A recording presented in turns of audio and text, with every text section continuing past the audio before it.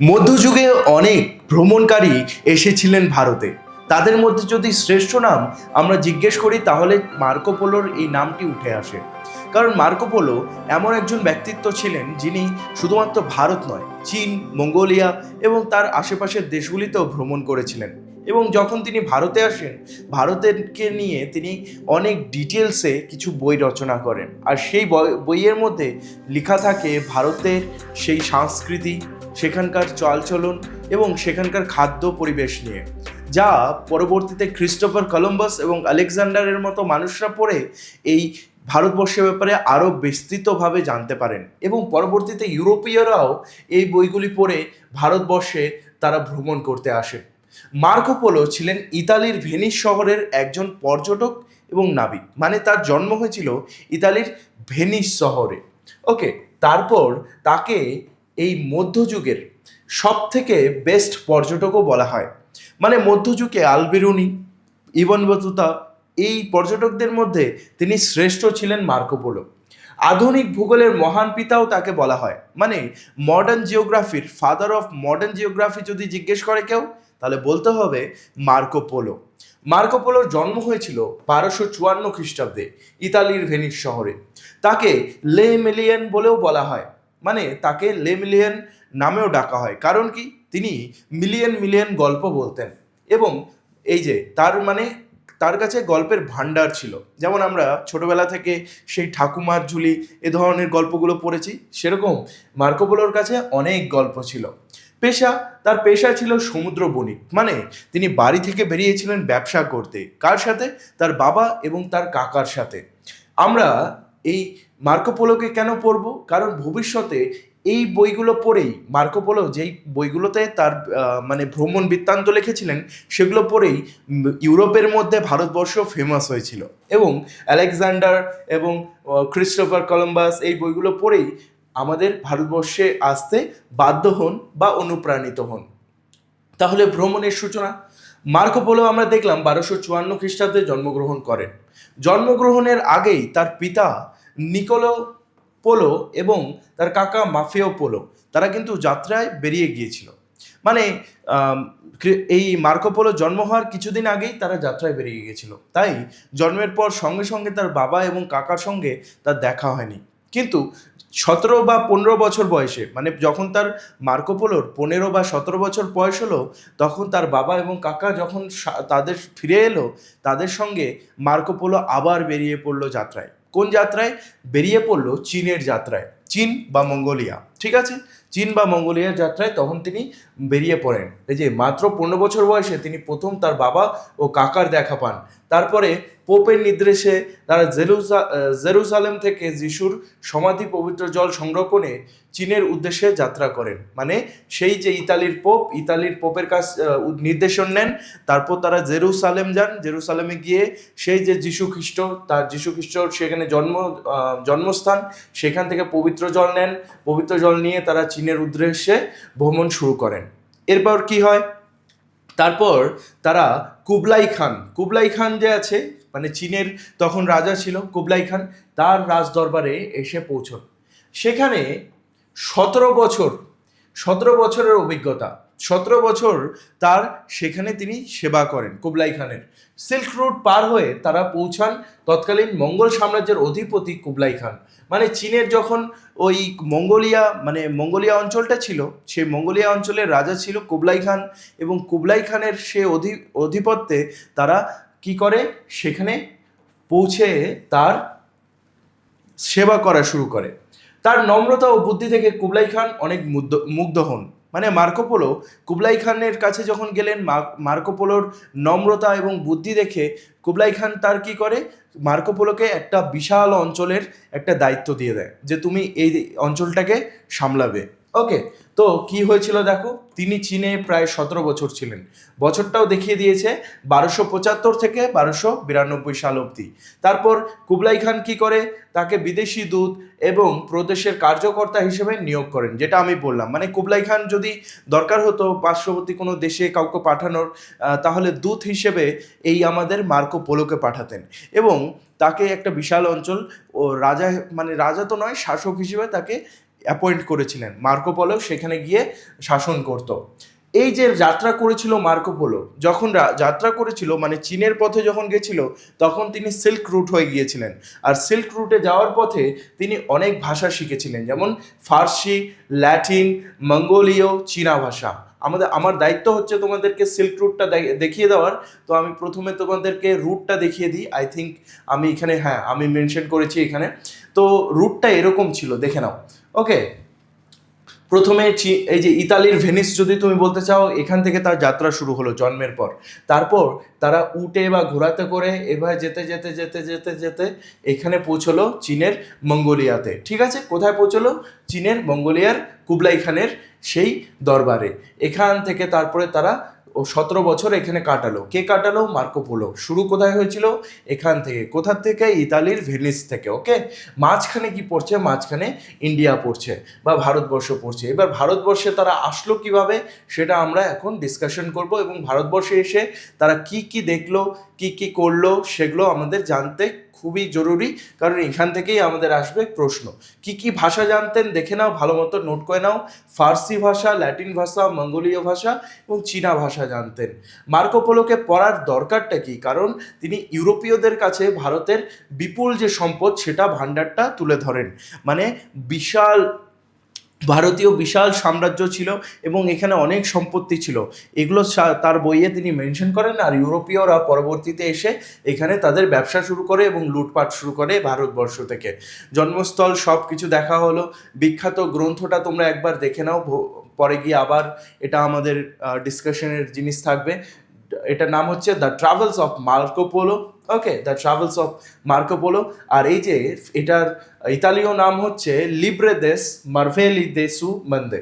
ওকে, দেখে নাও, দেসু মন্দে, লিব্রে দেস মার্ভেলি দেসু মন্দে। ওকে, খুব ইম্পর্টেন্ট এটা তোমরা নোট করে নাও। এখন পরবর্তীতে গিয়ে আমি ইংলিশ যে স্পেলিং আছে ওটাও দেখিয়ে দিচ্ছি।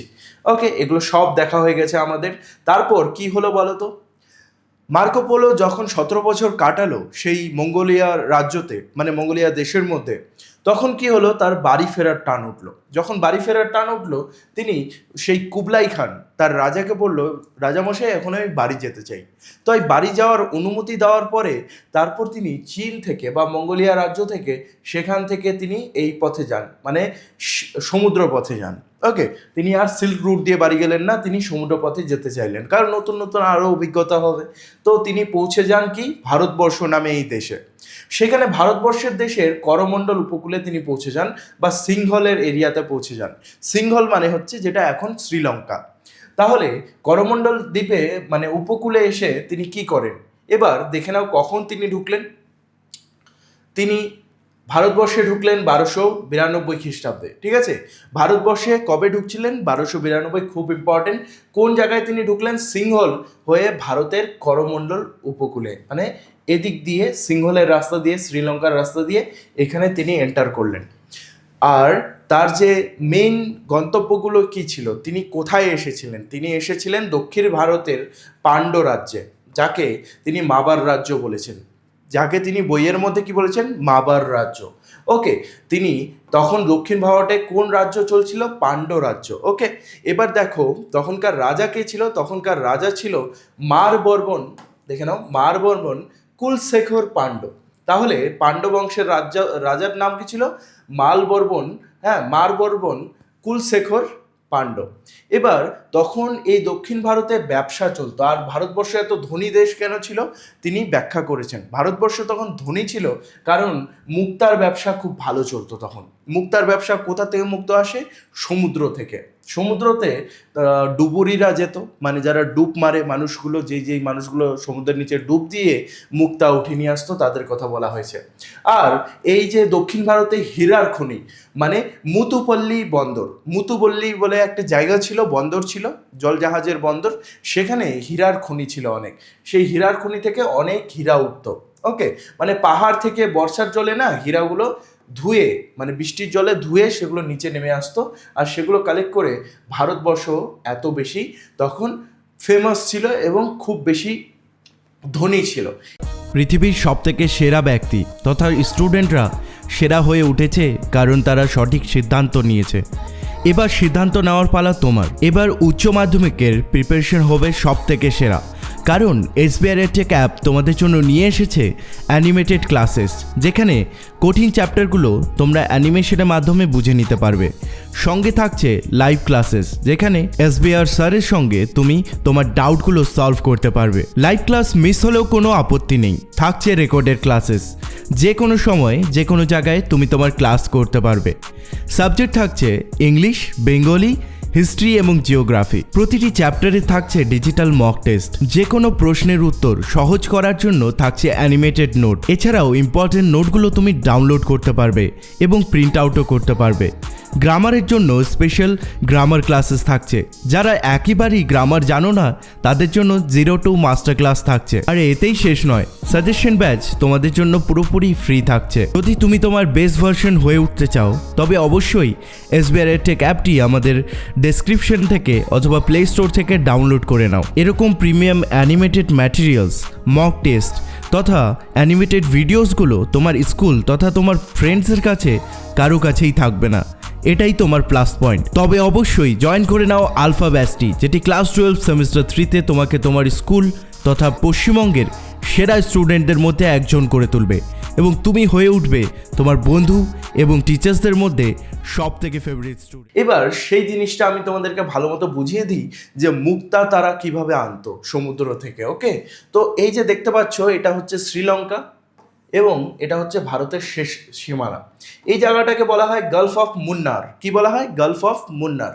এই জায়গাতে ডুবুরিগুলো ডুব দিত। কিন্তু শুধুমাত্র ভারতবর্ষ নয়, আশেপাশে অন্যান্য দেশও এখানে মুক্তো কালেক্ট করতে আসতো।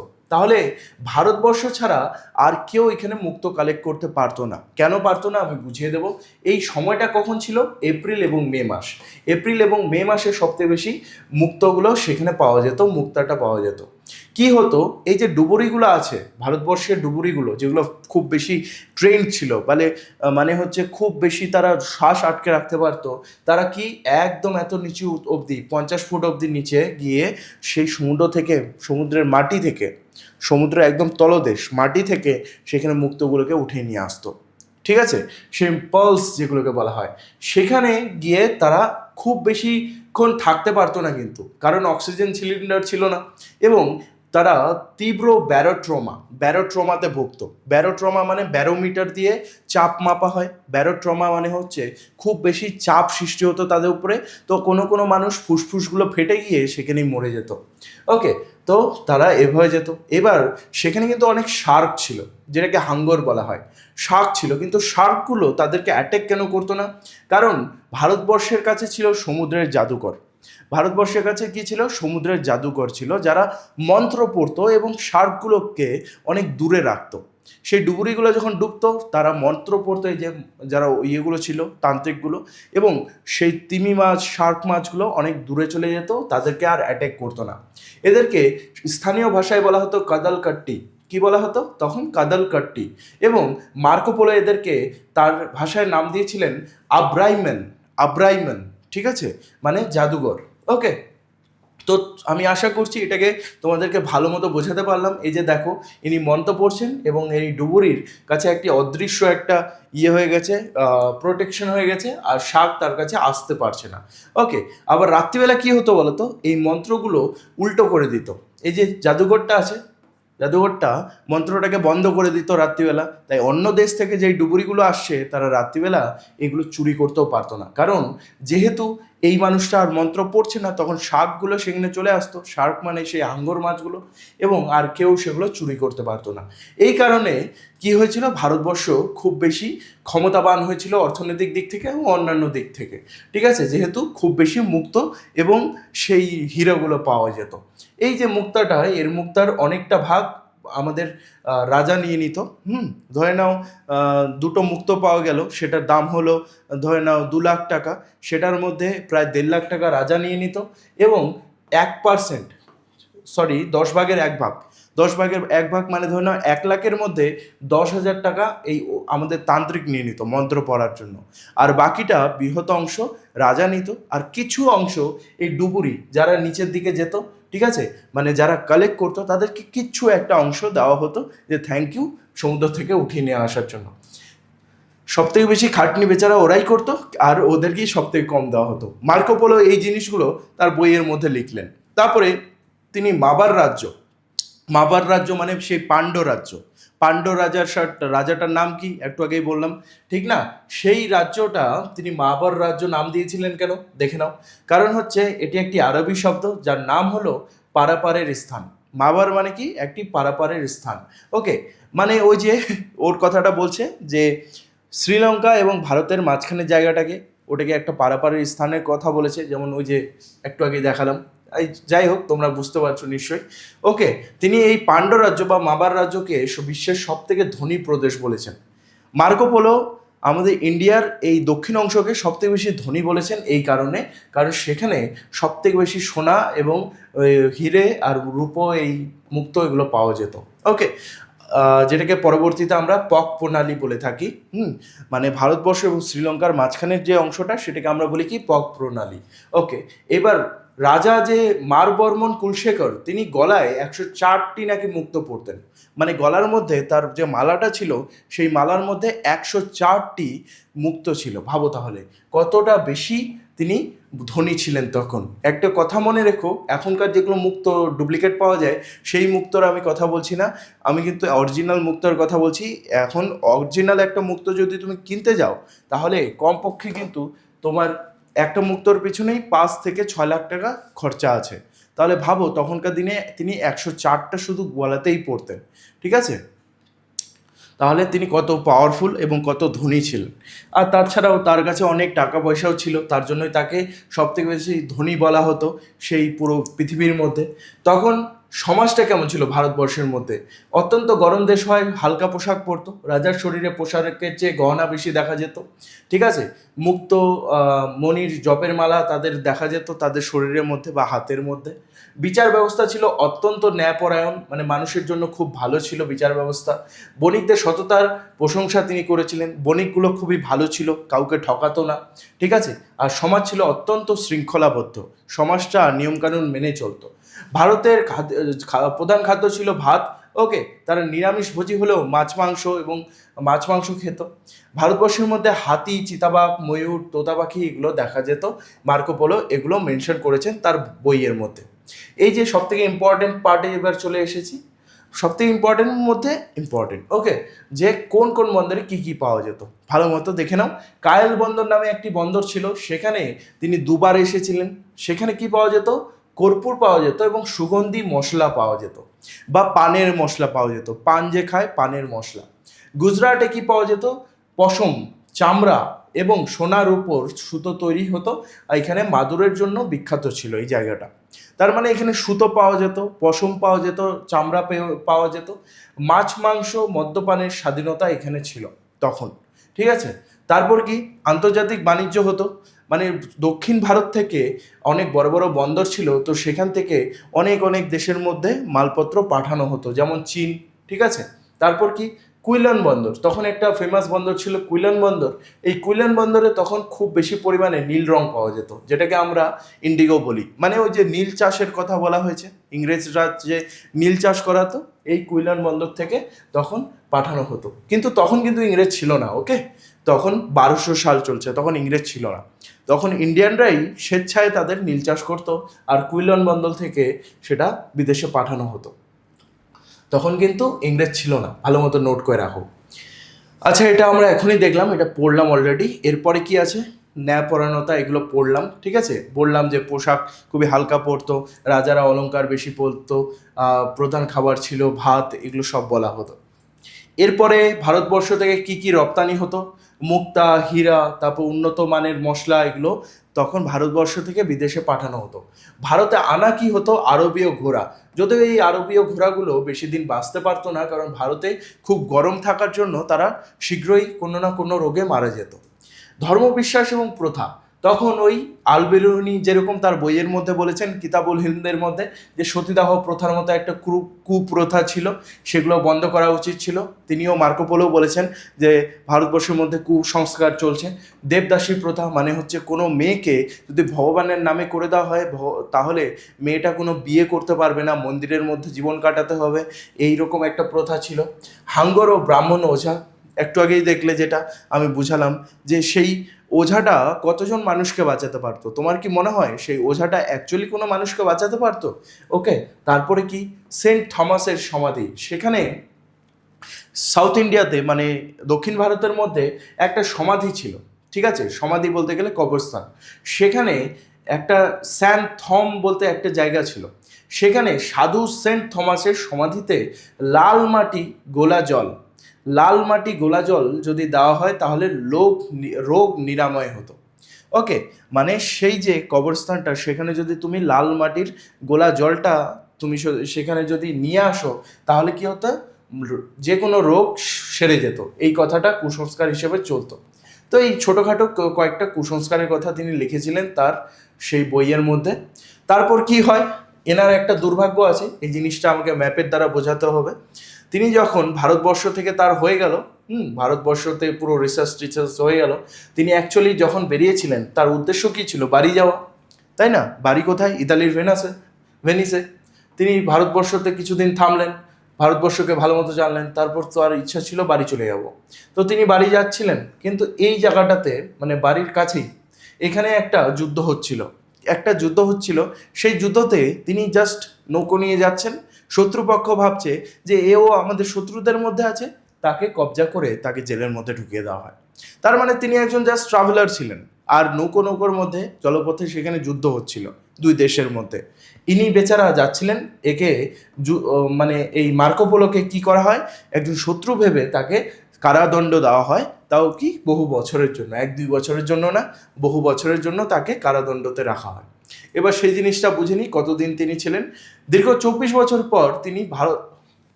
পর তিনি কিন্তু বাড়ি যাচ্ছিলেন, ঠিক আছে, বাড়ি পৌঁছচ্ছিলেন। কখন বেরিয়েছিলেন তিনি দেখলে কিছুদিন, তিনি কিন্তু 1254 সাল, আই থিঙ্ক 1254 তো তিনি জন্মগ্রহণ করেছিলেন। আচ্ছা, তিনি যখন বেরিয়েছিলেন দীর্ঘ 24 বছর পর 1295 খ্রিস্টাব্দে মার্কো পোলো ইতালির ভেনিসে ফিরে যান। ওকে, কিন্তু দেশে ফেরার সময় ভেনিস ও জেনোয়া এর মধ্যে নৌকো যুদ্ধ হচ্ছিল। তিনি জেনোয়ার কারাগারে বন্দী হন। মানে যেহেতু ইনি ভেনিসের একজন বাসিন্দা ছিলেন, তো ভাবলো মানুষজন, জেনোয়া যখন তাকে ধরে নিল ভাবলো এও হয়তো শত্রু দলের মধ্যে রয়েছে, যেহেতু এর বাড়ি ভেনিসে, তো একে বন্দি করে রাখলো। এবং বন্দি কতদিন করে রাখলো? প্রায় 2 বছরের জন্য। কারাগারে তার পরিচয় হয় লেখক রুস্টিচেলো দা পিসার সাথে। কার সাথে দেখা হলো কারাগারে? লেখক রুস্টিচেলো দে পিসা। আমি যেগুলো ইম্পর্টেন্ট বলছি সেগুলো এমসিকিউ আসবে, এটা ইম্পর্টেন্ট আছে। মার্কো পোলো তার ভ্রমণ কাহিনী মুখে মুখে তাকে বললেন এবং রুস্টিচেলো সেটা লিপিবদ্ধ করলেন। তাহলে এই যে মার্কো পোলোর বইটা তিনি নিজে লেখেননি, লিখেছিল এই যে রুস্টিচেলো দ্য পিসা, এটা তিনি লিখেছিলেন।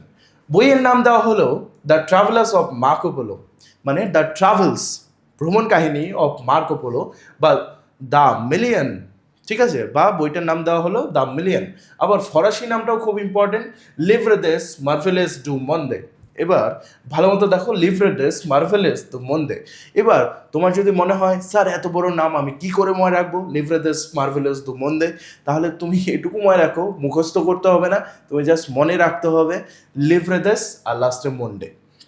কেননা তোমার তো এমসিকিউ আসবে, তুমি তো জাস্ট টিক মার্ক করবা না, তোমাকে স্পেলিং মনে রাখতে হবে না, তোমাকে অনেকগুলো বইয়ের নাম মুখস্থ করতে হবে, তোমাকে জাস্ট টিক মার্ক করতে হবে, একটু এটা ভালো মতো মনে রেখো, ঠিক আছে। তারপর 1324 খ্রিস্টাব্দে ভেনিস শহরে এই মহান পর্যটকের মৃত্যু হয়। তার মানে বাড়ি আসলেন তিনি 1295-এ এবং তিনি বাড়িতে এসে প্রায় 29 বছর বাঁচলেন, ভেনিস শহরে 29 বছর বাঁচলেন, তারপরে তিনি মারা গেলেন। তাহলে চীনের মধ্যে তিনি কতদিন ছিলেন? প্রায় 24 বছর। আর ভারতবর্ষে তিনি কত বছর ছিলেন বলতে পারো? ভারতবর্ষে প্রায় তিনি ছিলেন প্রায় 2 বছরের মতো। ইতিহাসের পাতায় মার্কো পোলোর প্রভাব এবং বিতর্ক কেমন ছিল দেখো। কলম্বাস কি বলেছিলেন? তার বই পড়ে ক্রিস্টোফার কলম্বাস কিন্তু আমেরিকা আবিষ্কার করেন, ঠিক আছে।